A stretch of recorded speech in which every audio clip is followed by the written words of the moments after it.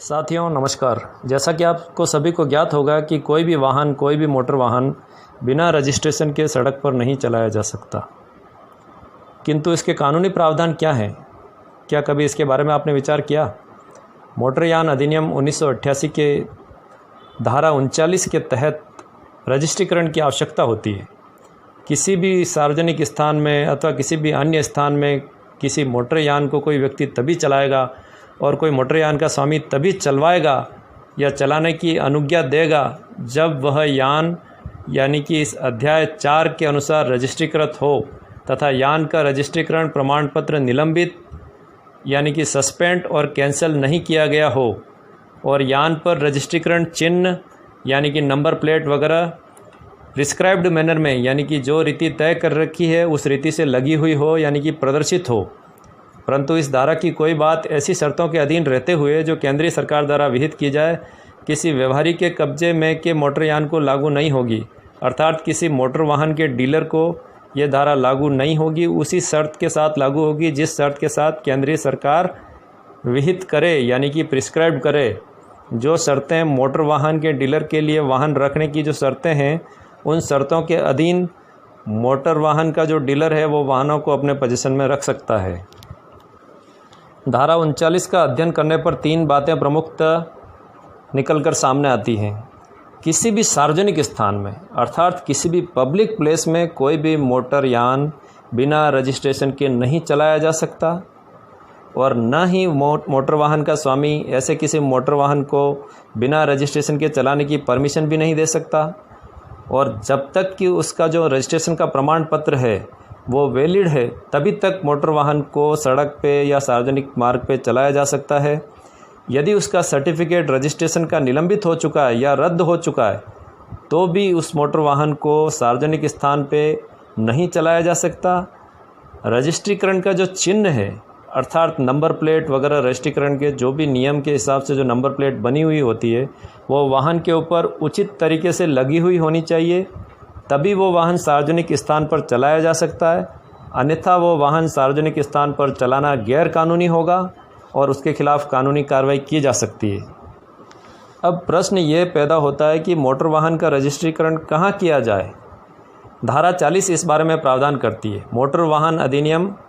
मोटरयान अधिनियम 1988 की धारा 40 रजिस्ट्रीकरण कहाँ किया जाना है। धारा 42, धारा 43 और धारा 60 के उपबंधों के अधीन रहते हुए प्रत्येक मोटरयान का स्वामी यान को उस राज्य में कोई रजिस्ट्रीकृत प्राधिकारी से रजिस्ट्रेशन करवाएगा जिसकी अधिकारिता में उसका निवास स्थान या कारोबार का स्थान है जहाँ की यान आम तौर पर रखा जाता है।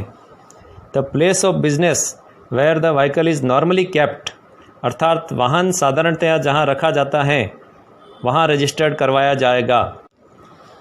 धारा 41 रजिस्ट्रीकरण कैसे होना है अर्थात मोटरयान का रजिस्ट्रीकरण कैसे होना है। मोटरयान के स्वामी द्वारा या उसकी ओर से रजिस्ट्रीकरण के लिए आवेदन ऐसे प्रारूप में होगा और उसके साथ ऐसी दस्तावेजें विशिष्टियाँ और जानकारियाँ दी हुई होगी और वह ऐसी अवधि के भीतर किया जाएगा जो केंद्रीय सरकार द्वारा विहित या प्रिस्क्राइब्ड की जाए। यानी कि केंद्र सरकार द्वारा तय की गई अवधि के अंतर्गत जो दस्तावेज़ तय कर रखे हैं रजिस्ट्रेशन के लिए उन दस्तावेज़ों के साथ उन विशिष्टियों के साथ आवेदन करना होगा और रजिस्ट्रीकरण के लिए आवेदन करने के पश्चात यदि विशिष्टियाँ और दस्तावेज़ सही पाए जाते हैं तो रजिस्ट्रेशन किया जाएगा।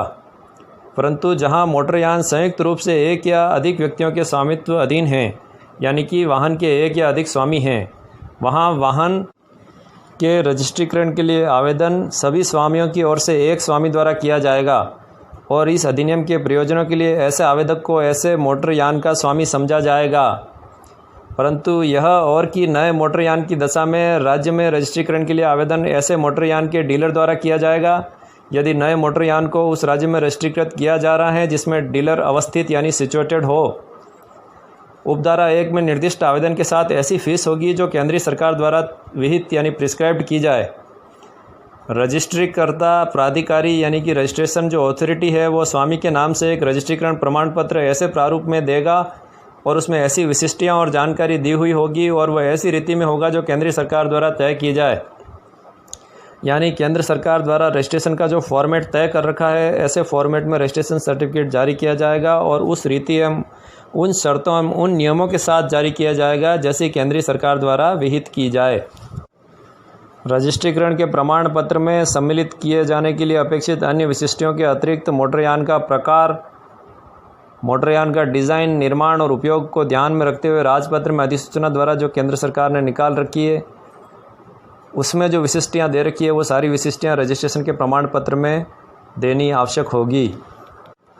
मोटरयान के प्रकार के बारे में जिसे केंद्रीय सरकार मोटरयान के डिज़ाइन, निर्माण और उपयोग को ध्यान में रखते हुए राजपत्र में यानी ऑफिशियल गजट में अधिसूचना द्वारा जो निर्दिष्ट करे, उन निर्देशों के साथ में जो विशिष्टियाँ दी जानी चाहिए वो विशिष्टियाँ रजिस्ट्रीकरण के प्रमाण पत्र में सम्मिलित की जाएगी।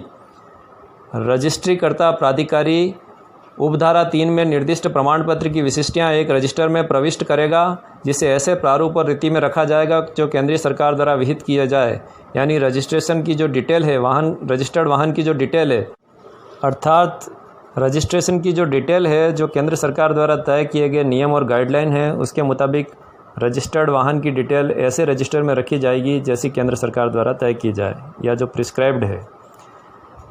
रजिस्ट्रीकर्ता प्राधिकारी उस यान में प्रदर्शित किए जाने के लिए उस यान को इस अधिनियम में रजिस्ट्रीकरण चिन्ह के रूप में निर्दिष्ट एक पहचान चिन्ह देगा जो ऐसे अक्षर समूहों में से किसी एक समूह से मिलकर बनेगा और उसके पश्चात ऐसे अक्षर और अंक होंगे जो केंद्रीय सरकार राजपत्र में अधिसूचना द्वारा उस राज्य को समय समय पर आवंटित करती हैं और उन्हें मोटरयान के यान पर ऐसे प्रारूप और ऐसी रीति में प्रदर्शित किया जाएगा जो केंद्रीय सरकार द्वारा विहित की जाए। अर्थात मोटर वाहन के जो नंबर है, जिस फॉर्मेट में केंद्र सरकार ने तय कर रखे हैं उस फॉर्मेट में और उन अंकों एवं चिन्हों के साथ जिस राज्य का जो अंक दे रखा है और जो चिन्ह दे रखा है, उन अंकों एवं चिन्हों के साथ में जिस फॉर्मेट में मोटर वाहन के ऊपर नंबर लिखे जाने चाहिए उस फॉर्मेट के अंदर ही नंबर लिखे जाएंगे। परंतु नए मोटरयान की दशा में जिसके लिए रजिस्ट्रीकरण का आवेदन उपधारा 1 के दूसरे परंतुक के अधीन किया गया है, ऐसे मोटरयान का उसके स्वामी को तब तक परिधान यानी डिलीवरी नहीं किया जाएगा जब तक कि ऐसा रजिस्ट्रीकरण चिन्ह मोटरयान पर ऐसे प्रारूप और ऐसी रीति में जो केंद्रीय सरकार द्वारा विहित किया जाए प्रदर्शित नहीं कर दिया जाता। केवल मोटर वाहन पर अप्लाई फॉर लिखकर आप मोटर वाहन नहीं चला सकते। जब तक कि मोटर वाहन का समुचित तौर से रजिस्ट्रेशन नहीं हो जाता तब तक मोटर वाहन चलाने का अधिकार नहीं है। अब वाहन का जो रजिस्ट्रेशन सर्टिफिकेट है वो कब तक वैलिड रहेगा? इस अधिनियम के प्रारंभ के पूर्व या पश्चात मोटरयान के बारे में उपधारा 3 के अधीन दिया गया रजिस्ट्रीकरण प्रमाण पत्र अर्थात रजिस्ट्रेशन सर्टिफिकेट इस अधिनियम के उपबंधों के अधीन रहते हुए ऐसे प्रमाण पत्र के दिए जाने की तारीख से या ऐसी अवधि के लिए जो केंद्रीय सरकार द्वारा विहित की जाए केवल 15 वर्ष की अवधि तक विधिमान्य रहेगा और उसका नवीनीकरण यानी रिन्यूएशन किया जा सकेगा। धारा 41 उपधारा 10 धारा 56 के उपबंधों के अधीन रहते हुए रजिस्ट्रीकर्ता प्राधिकारी उपधारा 8 के अधीन आवेदन प्राप्त करने पर रजिस्ट्रीकरण प्रमाण पत्र का नवीनीकरण ऐसी अवधि जो केंद्रीय सरकार द्वारा प्रिस्क्राइब्ड की जाए कर सकेगा और उस तथ्य की सूचना यदि वह मूल रजिस्ट्रीकर्ता प्राधिकारी नहीं हो तो मूल रजिस्ट्रीकर्ता प्राधिकारी को देगा। परंतु केंद्रीय सरकार विभिन्न किस्म के यानों के लिए नवीनीकरण की विभिन्न अवधि विहित कर सकेगी। धारा 43 टेम्परेरी रजिस्ट्रेशन अस्थायी रजिस्ट्रेशन के बारे में प्रावधान करती है। यदि आपको हमारा ये वीडियो उपयोगी लगा हो तो कृपया हमारे चैनल को सब्सक्राइब और शेयर करना मत भूलिएगा। अगले वीडियो में कुछ नए कानूनी प्रश्नों के उत्तर के साथ फिर मिलते हैं। तब तक के लिए धन्यवाद। जय हिंद, जय भारत। साथियों नमस्कार।